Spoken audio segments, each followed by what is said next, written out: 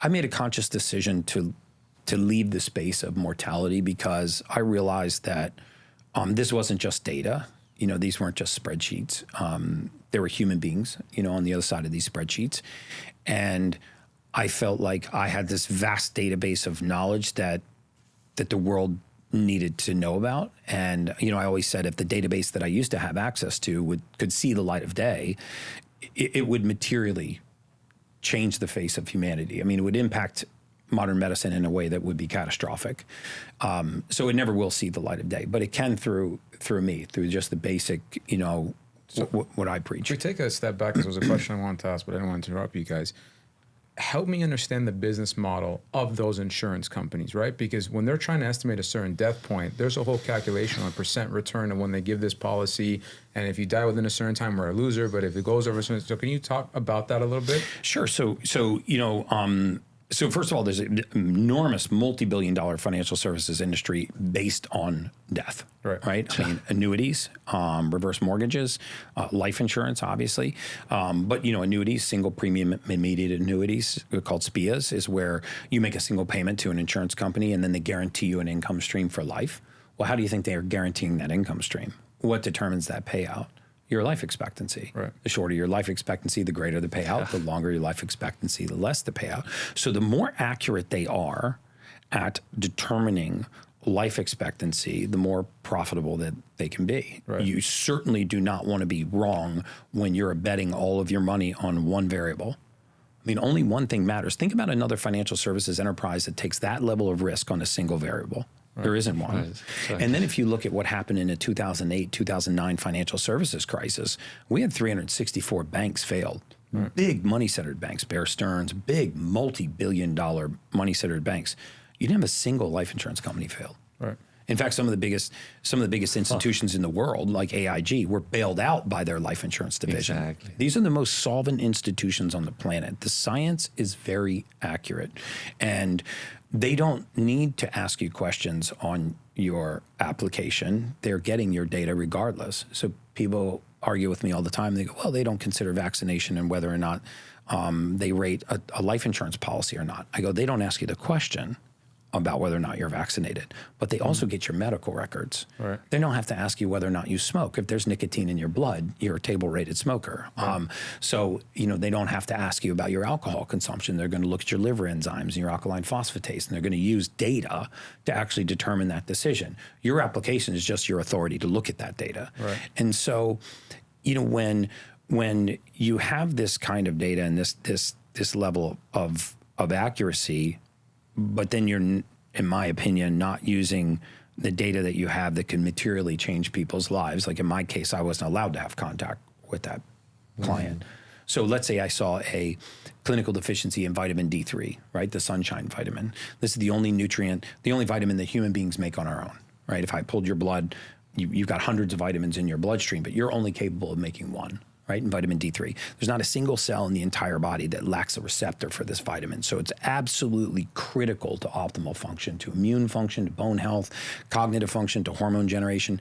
When people get clinically deficient in this, and by the way, about 50% of the world's population is deficient. Well, because doctors also tell you, when I've met my first doctor, I'm like, I want to take vitamin D. He's like, yeah, 250 to 500 IU a day. Oh my God. I take 5 to 10,000 IU a day now, and I check my blood, and I don't go over. Yeah. It's still perfectly in line, no issues.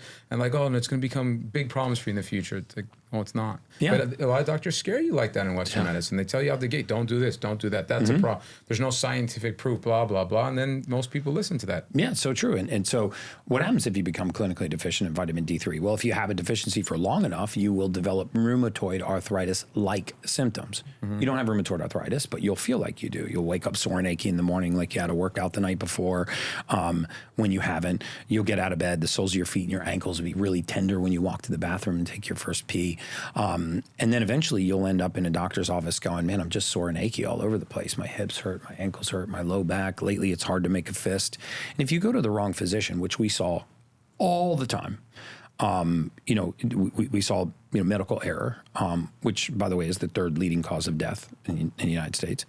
Only cardiovascular disease and cancer kill more people than modern medical error, and which is astounding when you think about the industry designed to prevent death is the third leading cause That's of insane. death. Right? That's wild.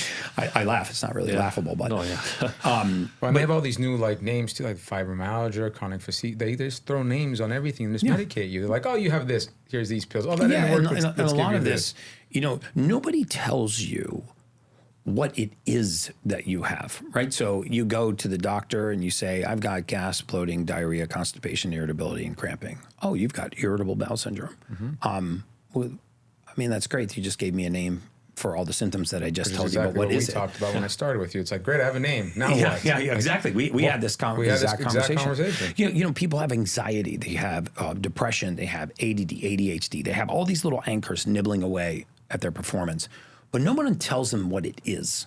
Right. So they tell them what the symptoms of it are, right? Like if you have anxiety, okay, it's a fear of the future. It's a sensation of being anxious. It's the feeling of the presence of a fear without maybe the presence of a fear.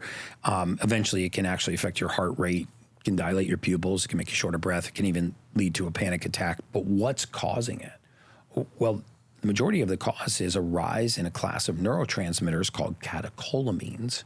So these are 4 neurotransmitters that are involved in fight or flight. They're norepinephrine, epinephrine, ephedrine, and dopamine. One of those we call adrenaline. And as these rise, you have the sensation of a fear.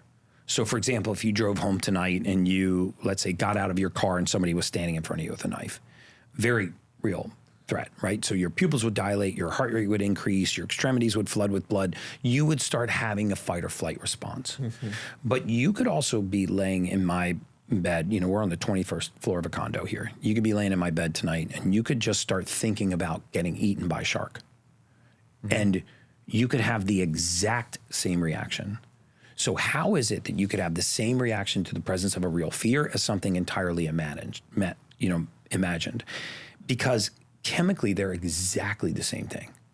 So now you start to understand the genesis of something like anxiety, which is the sensation of a fear without the presence of fear.